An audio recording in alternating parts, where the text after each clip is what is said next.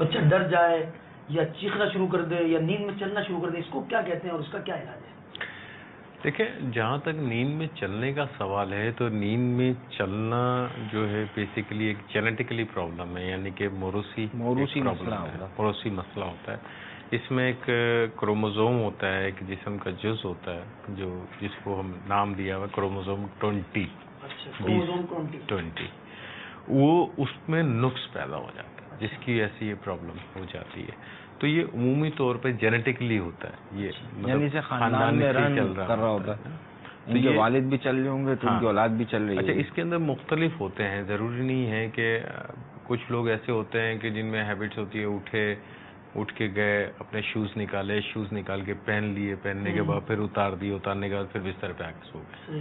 کچھ ایسے ہوتے ہیں آیا ساکس نکال لیے، ساکس پہن لیے، ساکس چھوڑ دیے. کچھ لوگ گاڑی کی چابی نکال لی، گیریج پہ چلے گئے. یہ بہت ڈینجرس ہے.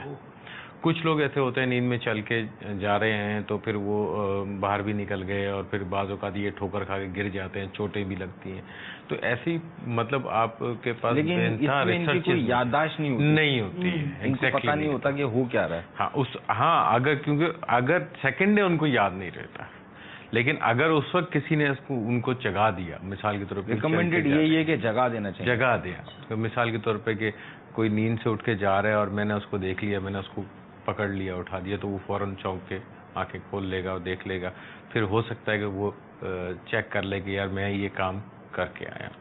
لیکن اگر وہ اپنا سارے معاملات طے کر کے دوبارہ بستر پہ آ کے لیٹ جاتے ہیں تو ان کو شاید صبح یاد نہیں ہوگا کہ رات کو کیا کیا. اس میں سے ڈاکٹر صاحب آپ نے بتایا نا جینیٹک بھی ہوتا ہے اور ایک دوسری کنڈیشن ہوتی ہے بچوں میں عموماً کہ پوسٹ ٹرامیٹک اسٹریس سنڈروم چلاتا ہے نا یہ.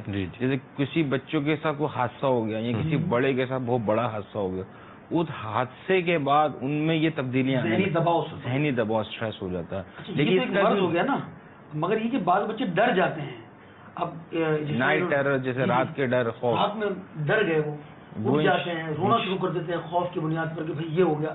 اچھا، پھر والدہ انہیں چپ کرا دیتی ہے اور اس وقت ایسوں کے لیے یہ تو آپ نے خاص مرض بتایا کہ وہ چل پڑتے ہیں، اور جیسا بتایا آپ نے کہ خاندانی معاملہ ان کا ہو گیا یا ذہنی دباؤ ہوا تو ایک آدھ دفعہ ہو گیا اس کے ساتھ. مگر یہ بچوں کا عموماً ڈر جانا، کوئی ایسا انسیڈنس ہو جاتا ہے، حادثہ گھر میں ہو گیا، جیسے والدین کی آپس میں کوئی لڑائی وڑائی ہوئی دیکھ لی، اس کے بعد بچوں کے اندر اس طرح کے سانحہ ہو گیا یا خدا نخواستہ کسی کی اموات ہو جاتی ہے، گھر کے ایکسیڈنٹ دیکھ لیا بچے نے، کوئی تشدد. اور دوسری بات یہ ڈاکٹر صاحب، یہ جو عموماً بچے ٹی وی کے جو دیکھ رہے ہوتے ہیں، کارٹون دیکھتے ہیں، فلمیں دیکھ رہے ہوتے ہیں، ان کے اندر یہ سب مار دھاڑ والے جو چیزیں دیکھ رہے ہوتے ہیں، بچوں کے ذہن کے اثرات آ رہا ہوتا ہے بچوں کے اوپر. اسی لیے بچے راتوں کو یہ چیخ رہے ہوتے ہیں، کمپلین کر رہے ہوتے ہیں. بہت مشہور سے کچھ کارٹون اس طرح کے تھے جو ریسرچ بیس میں نے نکالا ہوا تھا.